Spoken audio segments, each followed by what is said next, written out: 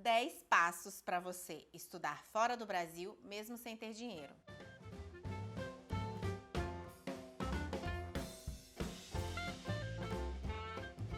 Oi, gente! Eu tô aqui para contar para vocês 10 dicas para que você possa estudar fora do país, mesmo sem ter o recurso todo que você precisa.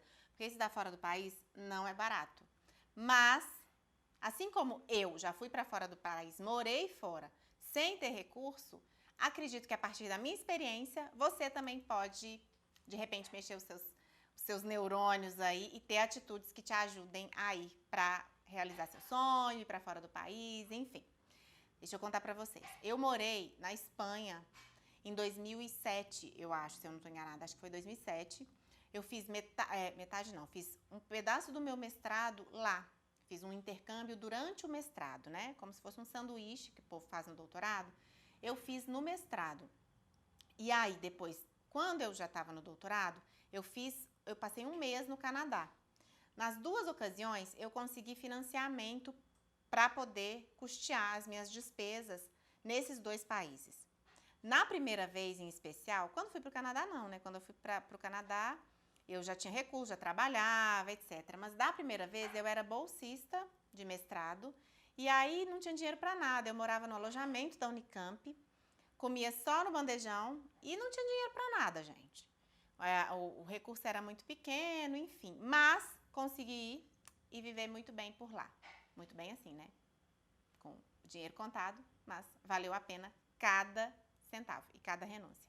E aí eu resolvi gravar esse vídeo, sabe por quê? Porque eu voltei a Madrid agora, recentemente, em parte das minhas férias. Eu fui pra lá com meu marido e foi muito gostoso estar lá de novo em uma situação econômica e de carreira completamente diferente. Foi muito bacana. E aí eu ia até gravar esse vídeo lá, mas acabou que eu não consegui, porque enfim. Quer melancia? Para. Não, não quero. Meu marido, gente. Isso, ele para dizer que ele também estava em Madrid. Mas antes de eu dar as 10 dicas para vocês, eu peço que você se inscreva no canal, curta esse vídeo e compartilhe com uma outra pessoa que também tem vontade de estudar fora do país. Dica número 1, faça um passaporte. Ah, Mariela, mas eu não tenho dinheiro, eu não tenho perspectiva, eu não sei quando eu vou. Querido e querida, você precisa ter um passaporte. É a primeira coisa que você tem que ter se você quer sair do país e ir para um país que não está na zona do Mercosul. Você precisa ter um passaporte. Seu passaporte ele tem validade de 10 anos. Então, se nos próximos 10 anos você tem esse sonho, esse desejo, quer concretizar, primeiro faça um passaporte. Sabe por quê? Muitas chamadas públicas exigem que você já tenha o passaporte. E nem sempre as chamadas públicas duram muito tempo. Daí, o que vai acontecer? Se lançar uma chamada pública hoje e der só uma semana de prazo, né, uma chamada pública de bolsa, ou até mesmo um mês, você vai conseguir em uma semana tirar seu passaporte? Não, porque você tem que fazer um processo na Polícia Federal.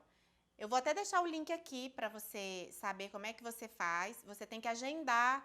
Não tem que agendar? Ou eles mandam para casa?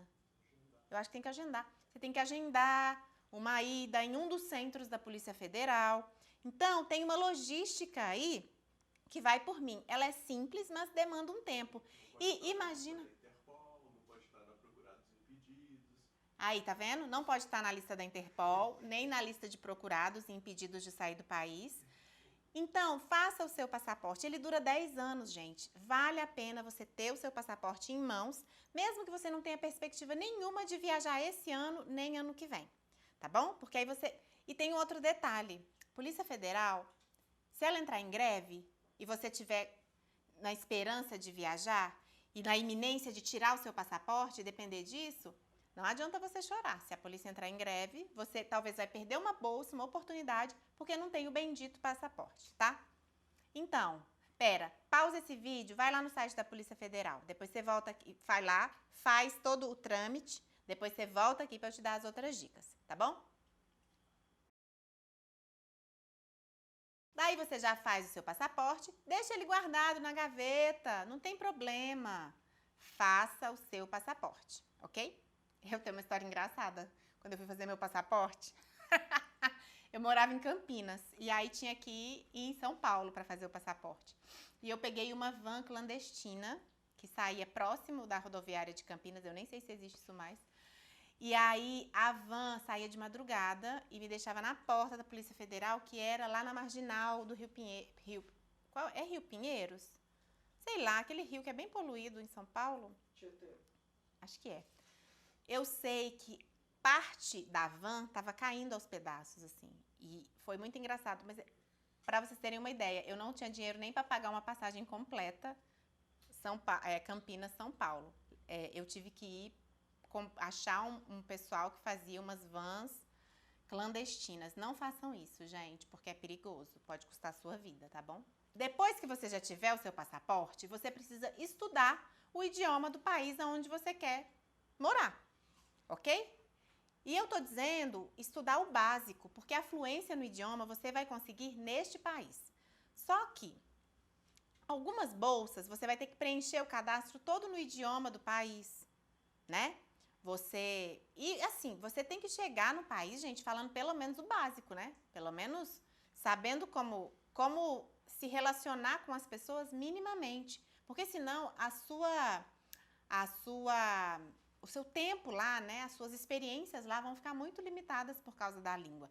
Tem um monte de cursos online que te dão uma noção básica de todos os idiomas. Digita aí no Google, depois, aonde você quiser, cursos de idioma online. Você vai ver, tem um monte, inclusive, de canais no YouTube de gente bem bacana e que faz aulas ao longo aulas online, tá bom? Então, não tem desculpa. Ai, não tenho dinheiro para fazer um curso de línguas caríssimo. Então, tenta fazer os gratuitos, ok? Tenha um currículo excelente aí aonde você está estudando. Sabe por quê? Eu sei que 7 também passa, gente. Eu sei, meu marido me ensinou isso, porque eu era toda CDF, só queria tirar 10 para sempre.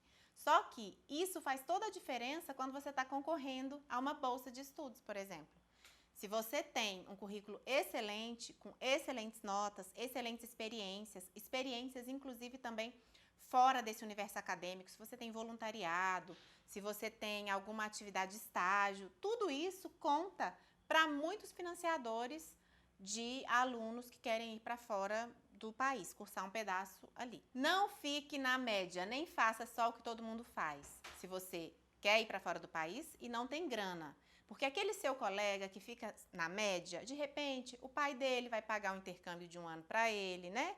Ou ele tem grana e ele pode. Você, meu querido, que não tem grana, como eu também não tinha, para poder ir para fora e tinha o sonho de ir para fora, você tem que ir além. Você tem que estar acima da média. Quarto ponto é você pesquisar as bolsas disponíveis online.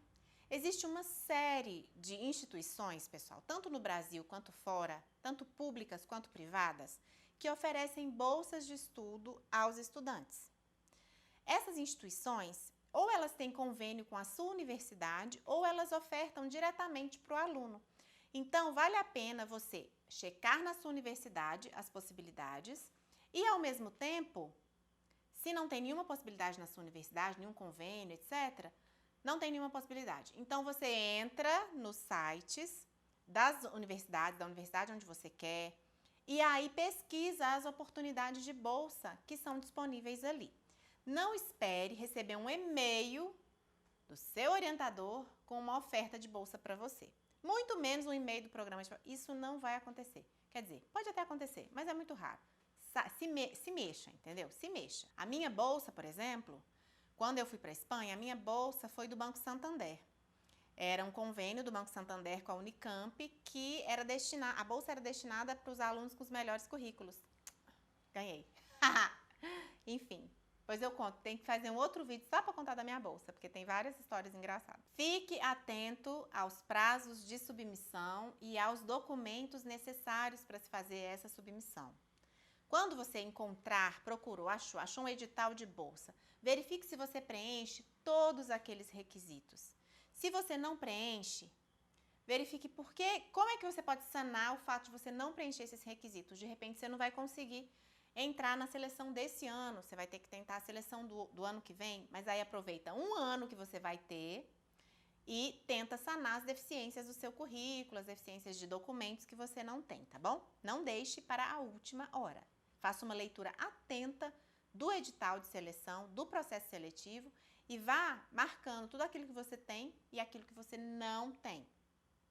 Se for uma coisa que você não tem e que não é obrigatório como é que a gente fala? Na data de submissão, você vai ter tempo para correr atrás. Por exemplo, tem editais que não exigem o passaporte, aquele primeiro item que eu falei, na data da submissão, mas exigem o passaporte válido por 6 meses pelo menos.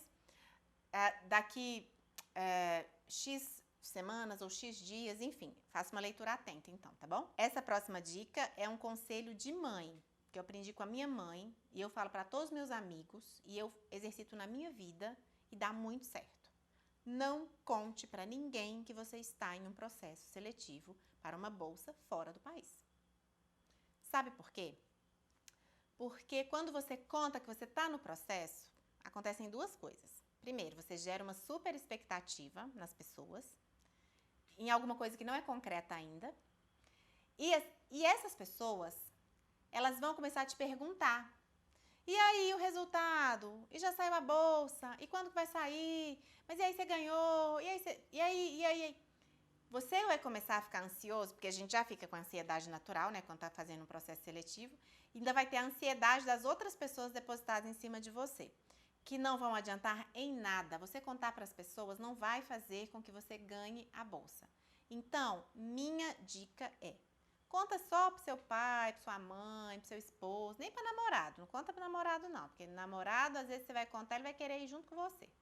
E não necessariamente, né? É bolsa para uma pessoa, não é para duas. Conta, sabe, pro seu pai, pra sua mãe, para quem é responsável por você, um amigo muito próximo, no máximo. Conta para Deus também, pede para ele abençoar. Enfim, eu te garanto que o processo vai ser menos ansioso, esse processo de espera. Dica número 8, não pare na primeira negativa, nem no primeiro obstáculo de um processo seletivo, tá bom? Porque um processo seletivo é apenas um processo seletivo. Existem vários, é o que eu estou contando para vocês.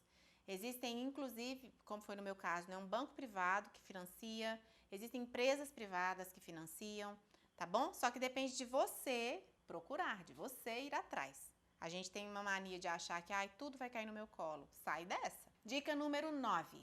Tenha uma reserva financeira mínima, pelo menos para passar o primeiro mês nesse país. Mesmo que você ganhe a bolsa, é importante, entrei no processo seletivo, começa a economizar o pouco dinheiro que você tem. Sabe por quê? Dependendo da agência que vai financiar ou da empresa privada que vai financiar os seus estudos fora do Brasil, o recurso nem sempre cai assim que você chega no país. Às vezes ele vai cair um mês depois. E você tem que contar também com a possibilidade dos atrasos nesses pagamentos. Então, tenha pelo menos uma reserva mínima. Mas eu ganho muito pouco. Tá bom. Então, você começa a fazer essa reserva mínima a partir de hoje.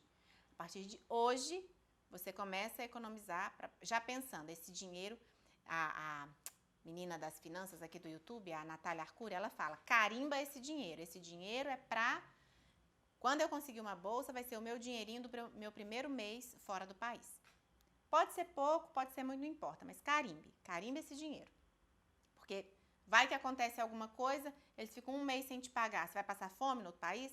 Vai ficar lá mendigando comida e tal? Não dá. Você precisa ter pelo menos essa reservinha mínima, tá bom? Não tenha medo de dar errado, tá bom?